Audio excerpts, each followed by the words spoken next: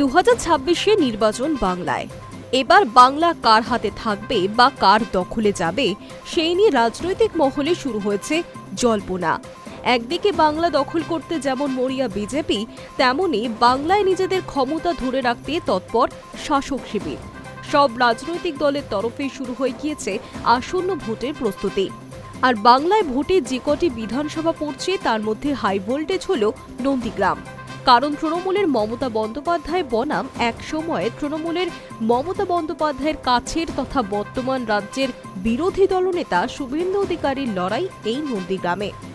2021 সালে 1622 ভোটে মুখ্যমন্ত্রীকে এই বিধানসভা থেকে হারিয়েছিলেন শুভেন্দু অধিকারী। তবে 2026-এ তৃণমূল বনাম বিজেপির লড়াইয়ে কে জিতবে এখন সেটাই দেখার। তবে নন্দীগ্রামের প্রার্থী কে হবে তা এখনো কোনো দলের তরফে ঘোষণা করা হয়নি, কিন্তু দুই দলের তরফেই একে অন্যকে চ্যালেঞ্জ করছে নন্দীগ্রাম নিয়ে।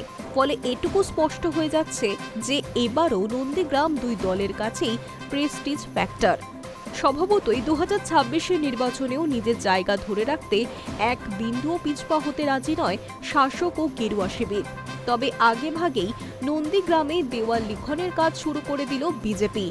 নন্দীগ্রাম বিধানসভা নন্দীগ্রাম 2 ব্লকের রেপাড়াতে দেওয়াল লিখন শুরু করল বিজেপির কর্মীরা।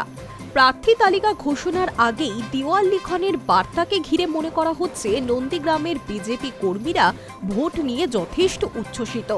তার মাঝে দলকে শান দিতে রাজ্য সফরে এসেছেন একের পর এক নেতা। কিছুদিন আগে এসেছিলেন স্বরাষ্ট্রমন্ত্রী অমিত শাহ। আসার কথা রয়েছে জেপি নাড্ডা ও প্রধানমন্ত্রীরও। অমিত শাহ রাজ্য সফরে এসে দলীয় কর্মীদের সঙ্গে একের পর এক গুরুত্বপূর্ণ বৈঠক করেছেন। দলে জায়গা ফিরিয়ে দিয়েছেন দাবাং নেতা দিলীপ ঘোষকেও।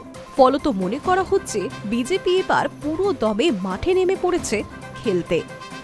High News network.